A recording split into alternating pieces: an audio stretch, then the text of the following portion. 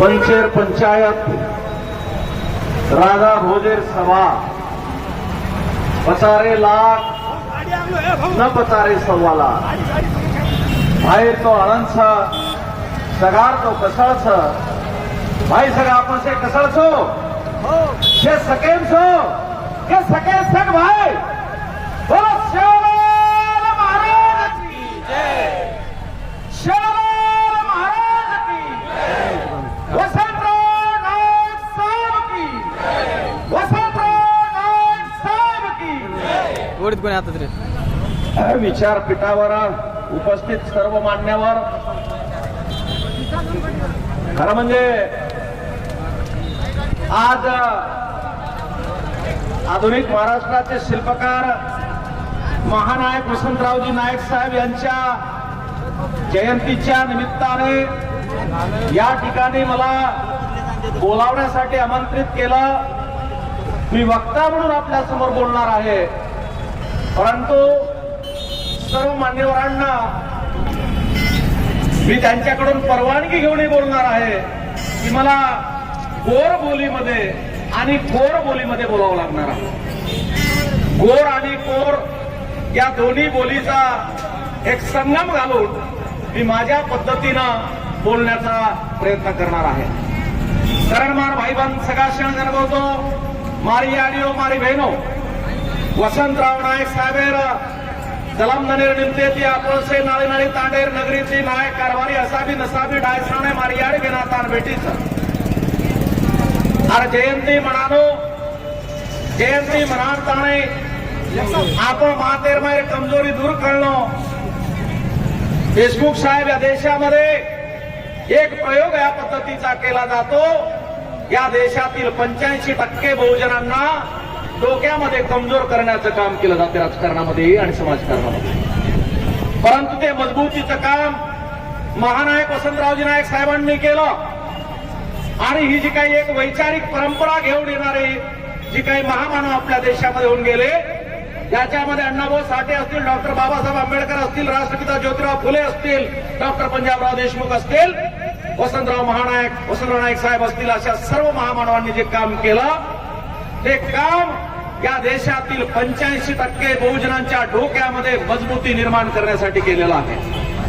आणि ती मजबूती असल्याच्या कारणामुळे आज कुठेतरी आपला समाज हा प्रमुख प्रवाहामध्ये विकासाच्या प्रवाहामध्ये येण्याचं काम करत आहे। आणि त्या माध्यमातून विचार केला असता या सर्व राष्ट्रीय महापुरुषांनी या राष्ट्रीय नेतृत्वांनी राष्ट्राचं नेतृत्व ज्या एकेकाळी ज्या लोकांनी केलं त्या नेतृत्वाच्या माध्यमातून आज कुठे ना कुठे आपला मग शैक्षणिक क्षेत्रातला विकास असेल, तो सामाजिक क्षेत्रातला असेल, तो राजकीय क्षेत्रातील असेल, त्या पद्धतीने काम केलं आहे। परंतु अलीकडच्या काळामध्ये आझाद भारताच्या 76 वर्षामध्ये या देशातील तमाम बहुजनांना डोक्याची कमजोरी निर्माण करण्याचं काम केलं आहे। आणि म्हणून 3.5% लोक या देशावर राज्य करत आहेत। मग तो त्या ठिकाणी सेनेमध्ये असो, बीजेपीमध्ये असो, राष्ट्रवादीमध्ये असो, काँग्रेसमध्ये असो, अजून कुठल्याही पक्षामध्ये जरी असला तर 3.5% मक्तेदार या देशामध्ये चालू आहे। आपल्याला माहित असावं म्हणून सांगतो, आदरणीय नाईक साहेबांनी या देशामध्ये 4 कृषी विद्यापीठाची निर्मिती केली आणि 4 कृषी विद्यापीठाची निर्मिती केल्याच्या नंतर या जिंतूर तालुक्याचा जो जिल्हा आहे परभणी, त्या परभणी जिल्ह्यामध्ये जे कृषी विद्यापीठ आहे त्या विद्यापीठाला नाव देण्यासाठी सुद्धा आंदोलन करावं लागलं। एवढं मोठं दुर्दैव या देशामध्ये आहे आणि म्हणून आंदोलन करावं लागलं। वेगवेगळ्या सामाजिक संघटनांनी त्या ठिकाणी आंदोलन केल्याच्या नंतर नाव दिलं गेलं, हे सुद्धा दुर्भाग्य आहे। आणि म्हणून येणाऱ्या काळामध्ये या देशातील 85% बहुजन समाजाने एकत्र येऊन जी काही मूठ आपल्याला वज्रमूठ बांधायची आहे आणि येणाऱ्या काळात आपल्याला या लोकांना उत्तर द्यायचं आहे। आपण जर बघितलं तर केंद्रामध्ये डेप्टी सेक्रेटरी म्हणून, कारण एखादा IAS IPS होण्यासाठी, कलेक्टर SP जज होण्यासाठी UPSCची परीक्षा द्यावी लागते, परंतु सध्याच्या सरकारने अर्ध्यापेक्षा जास्त देश विकून टाकलेला आहे आणि 31 सेक्रेटरी हे परीक्षा न घेता केंद्र सरकारमध्ये नियुक्त केलेले आहेत। एवढी मोठी प्रतारणा देशामध्ये चालू आहे। म्हणून जे काही वेगवेगळ्या राजकीय पक्षामध्ये जे काही लोक काम करत असतील, माझ्या सर्व बांधवांना विनंती आहे, ज्या ठिकाणी आपण राजकारण करत आहात, राजकीय पक्षामध्ये काम करत आहात, त्या देशामध्ये किमान एक वेळा तरी वसंतराव नाईक साहेबांच्या विचाराचे आणि त्यांच्या कार्यप्रणालीची जर आपण आठवण ठेवले तर कुठल्याही पक्षामध्ये गेल्याच्या नंतर त्या पक्षामध्ये आपल्या वाट्याला गुलामी येणार नाही याची काळजी घेतली पाहिजे. आपण कुठल्याही पक्षामध्ये असावं, तो पक्ष आणि त्या पक्षाची विचारधारा आणि त्या पक्षामध्ये असणारी व्यक्ती आणि व्यक्तिविशेष आणि व्यक्तीला केवळ महत्व देण्याचं काम जर एखाद्या पक्षामध्ये चालत असेल, निश्चितपणे त्या पक्षाची विचारधारा या देशातील 85% बहुजनांना न्याय देण्यासाठी असू शकत नाही, हे या ठिकाणी आपल्याला मान्य करावं लागतंय. आणि म्हणून एक बाब लक्षात ठेवली पाहिजे की मागच्या 20-22 वर्षामध्ये अनेक चळवळींचा अभ्यास केल्याच्या नंतर, चळवळीची समजून घेतल्याच्या नंतर या देशाला जर जिवंत ठेवायचं असेल तर वसंतराव महानाईक साहेब, राष्ट्रपिता ज्योतिराव फुले, अण्णाभाऊ साठे, डॉक्टर पंजाबराव देशमुख आणि आपल्या राष्ट्रीय महामानवांचा विचार जर आपण डोक्यात ठेवला तर जिवंत ठेवू शकतो, अन्यथा जिवंत राहणार नाही अशी परिस्थिती निर्माण झालेली आहे. तुम्हाला माहित असावं म्हणून सांगतो, या देशामधल्या जेवढी काही संपत्ती सध्या विकण्याचा सपाटा चालू आहे, मग कुठल्याही प्रकारचं सरकार असेल, टीका करण्यासाठी आपण या ठिकाणी राजकारण कुठल्या पद्धतीचं चालू आहे म्हणून डोक्यात असलं पाहिजे. आपण कुठल्याही पक्षामध्ये असावं, परंतु त्या पक्षामध्ये गेल्याच्या नंतर एक लक्षात ठेवा, साधं जिल्हा परिषदचं तिकीट असेल, पंचायत समितीचं तिकीट असेल, त्या कुठल्याही पक्षामध्ये जिल्हा परिषद आणि पंचायत समितीच्या तिकिटासाठी सुद्धा आपली खेटर फाटणे इतके चक्र आपल्याला मारायला लावतात आणि लाचार बनवण्याचं काम प्रत्येक पक्षामध्ये चालू आहे. म्हणून आपल्या डोक्यामध्ये असलं पाहिजे, आपल्या डोक्यामध्ये आदरणीय वसंतराव नाईक साहेबांचं नेतृत्व जर असेल तर कुठेही चक्रा मारण्याची गरज पडणार नाही. कारण वसंतराव नाईक साहेबांच्या डोक्यामध्ये हे होतं, वसंतराव नाईक साहेबांच्या डोक्यामध्ये होतं की पक्षामधून समाज जन्माला येत नाही तर समाजामधून पक्ष जन्माला येतो. नेत्यापासून समाज नाही तर समाजामधून नेते जन्माला येतात. आणि या देशामध्ये जर लोकशाही कृतीने बळकट करावायची असेल, या देशामध्ये जर लोकशाही कृतीने बळकट करावायची असेल तर ही सुद्धा खुंगाट आपण आपल्या मनाशी बांधली पाहिजे की मी जरी नेता असलो तरी सुद्धा समाजापेक्षा मोठा नाही, कारण मी जन्माला आलो समाजामधून. नंबर 1. नंबर 2, या देशाचा सरळ आणि साधा सोपा कायदा असा म्हणतो, ज्या लोकांनी मला मतदान केलं असेल, त्या लोकांच्या मताच्या भरोशावर मी लोकसभेमध्ये विधानसभेमध्ये पोहोचलोय. आणि भारताच्या कोणत्याही मतदारसंघाची रचना एका जातीच्या भरोशावर झालेली नाही, एखाद्या समाजाच्या भरोशावर झालेली नाही. SC, ST, VJNT, OBC, धार्मिक अल्पसंख्याक या सगळ्याच जाती धर्माच्या आधारावर मतदारसंघाची रचना झालेली आहे. आणि कायदा या पद्धतीचा सांगतो, ज्या लोकांनी मला मतदान दिलं, ज्या लोकांनी मला प्रतिनिधी म्हणून पाठवलं, मला आमदार, खासदार, मंत्री म्हणून पाठवलं आहे, त्या लोकांच्या हक्काची लढाई मी सभागृहामध्ये लढली पाहिजे. ही मानसिकता त्या उमेदवाराची असणं अत्यंत गरजेचं आहे. जर ती मानसिकता नसेल आणि पक्षाच्या इशाऱ्यावर जर कुठलाही आमदार, खासदार, मंत्री काम करत असेल तर निश्चितपणे एवढं या ठिकाणी सांगावं लागेल की या देशातील लोकशाहीची हत्या त्या ठिकाणी होत आहे. लोकशाही कृतीने बळकट होणार नाही, कितीही प्रयत्न केले 76 नाही. 200 वर्ष जरी स्वातंत्र्याला झाले, 202 शतकं जरी आपण स्वातंत्र्याची मानवली तरी कृतीने लोकशाही बळकट होणार नाही. आणि म्हणून कायदा असा सांगतो, ज्या लोकांनी मला मतदान केलं त्या लोकांच्या हक्काची लढाई मी सभागृहामध्ये लढली पाहिजे. आणि म्हणून मित्र हो, या ठिकाणी या सगळ्या गोष्टी लक्षात ठेवत असताना मी अनेक वेळा सांगितलं की राष्ट्रीय स्तरावरचं जे काही नेतृत्व वसंतराव नाईक साहेबांचं होतं, ते नेतृत्वाची आठवण आपण सातत्याने ठेवणं गरजेचं आहे. आणि म्हणून त्या दृष्टीने ज्या काही गोष्टी मी या ठिकाणी सांगण्याचा प्रयत्न करणार आहे, तर तुमच्या डोक्यामध्ये जी कमजोरी निर्माण झालेली आहे ती कमजोरी तुम्ही सुद्धा या ठिकाणी जे काही बांधव बनलेले आहात, या ठिकाणी गोरमाटी समाज, या ठिकाणी असणारा इतर बहुजन समाज बसलेला आहे, तर तुमच्या डोक्यामध्ये हा विचार पुन्हा ठेवा. एक एक शब्द अतिशय महत्वाचे आहेत, केवळ भाषण करण्यासाठी आणि लाडोळ कधी बोलत नाही. आणि म्हणून तुमच्या डोक्यामध्ये पक्क्या पद्धतीने गोष्ट ठेवा की आम्ही आमच्या भरोशावर आमदार, खासदार असतो, आम्ही आमदार, खासदाराच्या भरोशावर नसतो. हे लोक तुमच्या डोक्यात ठेवा पाहिजे. कारण आपण लोकशाहीमध्ये जीवन जगत आहोत. आता लोकशाहीमध्ये लोकांचं महत्व वाढायला पाहिजे होतं, परंतु नेत्यांचं जास्त महत्व वाढत आहे. आणि नेत्याच्याही डोक्यात हे असलं पाहिजे की मी यांच्या भरोशावर आहे, ते माझ्या भरोशावर नाही. यांनी मतदान केलं म्हणून मी आमदार, खासदार, मंत्री झालो. यांनी जर मतदान केलं नसतं तर मी आमदार, खासदार, मंत्री सुद्धा झालो नसतो. ही मानसिकता जर प्रत्येक नेत्यांच्या डोक्यात असेल तर लोकशाही कृतीने बळकट होईल. आपल्या हक्काची लढाई या ठिकाणी सांगावं लागेल. शेतकरी कारखानदार झाला पाहिजे म्हणून वसंतराव नाईक साहेबांनी वल्गना केले. सगळ्या लोकांना सांगितलं की शेतकरी कारखानदार झाला पाहिजे. आणि या देशामध्ये शेतकऱ्याला देशोधडी लावण्याचं काम सध्याचं सरकार करत आहे. शेतकऱ्याला देशोधडी लावण्याचं काम सध्या सरकार करत आहे. तुम्हाला माहित असावं म्हणून सांगतो, ज्या वेळेला सोयाबीन शेतकऱ्यांच्या घरात आलं त्यावेळेला विदेशातून सोयाबीन भारतात आयात केली. ती सोयाबीन 8,000 रुपये क्विंटल असायला पाहिजे होती, ती सोयाबीन 5,000च्या वर अजूनपर्यंत जाऊ शकली नाही. म्हणून या देशाची जी काही प्रस्थापित राजकीय पक्ष आहेत त्या राजकीय पक्षाने या देशाच्या सर्व शेतकऱ्यांचा सत्यानाश करण्याचं काम केलेलं आहे. आणि म्हणून त्या दृष्टीने जेवढे काही लोक या ठिकाणी असतील आपण सजग असणं गरजेचं आहे. मतपेटीत या देशामध्ये आदरणीय नायक काशीनाथजी म्हणायचे, या देशातली लढाई जी आहे ती डोक्याची लढाई आहे. डोक्याच्या लढाईमध्ये रक्त सांडत नाही, डोकं फुटत नाही, माणसा मरत नाही, ढाल तलवारीची बॉम्ब बंदुकीची लढाई संपलेली आहे. म्हणून ती लढाई जी आहे ती मतपेटीतून दाखवायची असते.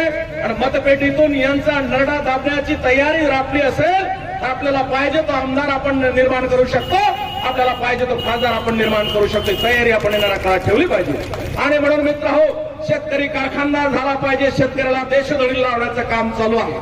शेतकरी मग या देशातलं महाराष्ट्राचं सरकार असेल, केंद्रातलं सरकार असेल, मागच्या वेळेला आपण लोकांनी बघितलं असेल, देशमुख साहेब विषय या ठिकाणी प्रामुख्याने असा सांगतो की विजा अ या जातीमध्ये 14 जातींना आरक्षण दिलेलं आहे. 3.5%, 3.5% आरक्षण दिलं. त्याच्यामध्ये राजपूत भामटा ही एक कॅटेगरी आहे त्या प्रवर्गामध्ये. आणि राजपूत भामटा ही जात असल्याच्या नंतर सुद्धा एकूण राजपूत भामटा या बांधवांची संख्या, परिवाराची संख्या फक्त 6,000 महाराष्ट्रामध्ये आहे. एकूण लोक 25 ते 30,000 आहे. मुख्य मूळ राजपूत भामटांना आरक्षणापासून दूर ठेवण्यासाठी, उपेक्षित करण्यासाठी 1984 पासून षडयंत्र चालू आहे. आणि एका वर्षाला किमान 5,000 नोकऱ्या पळवण्याचं काम भटक्यामुक्तांचं या देशामध्ये चालू आहे. आणि या देशाचे माजी मुख्यमंत्री या देशाचे मंत्री उपमुख्यमंत्री देवेंद्रजी फडणवीस साहेब आणि शिंदे साहेबांनी राजपूत समाजाच्या औरंगाबादच्या मेळ्यामध्ये जाहीर केलं की आम्ही भामटा शब्द काढणार आहोत. म्हणजे मूळची जी काही राजपूत आहेत, स्वतःला अप्पर क्लास समजणारी आहेत, अशा सर्व लोकांनी या विजयामधल्या 3.5% आरक्षणाचा पूर्ण वाटा खावा अशी तजवीज त्यांनी केली. गोर सेनेच्या माध्यमातून महाराष्ट्राच्या 26 जिल्ह्यामध्ये 19 जूनला रास्ता रोको केला. 20 जूनला डेप्टी सीएम देवेंद्र फडणवीसांना सांगावं लागलं की माझ्या शब्दाचा अन्वयार्थ काढला. म्हणून येणाऱ्या काळामध्ये जी काही नालायक लोक असणार आहेत त्यांचा हिशोब घेतल्याशिवाय सुद्धा आम्ही राहणार नाही, हे लक्षात ठेवा. त्याचा हिशोब घेतल्याशिवाय आम्ही राहणार नाहीये. आणि म्हणून गोर सेनेला रास्ता रोको करावा लागला. 20 तारखेला उत्तर द्यावं लागलं, कारण गोर सेना हे एक वैचारिक संघटना आहे. ऐऱ्या गैऱ्याच्या नत्तू खैऱ्याच्या इशाऱ्यावर चालणारं संघटना नाही, एखाद्या पक्षाच्या दावणीला बांधलेलं संघटन नाही. ही एक सोशल मुवमेंट आहे, सामाजिक चळवळ आहे. म्हणून मित्र हो, या ठिकाणी प्रामुख्याने गोष्टी म्हणजे कुठल्याही समाजावर अन्याय होता कामा नये.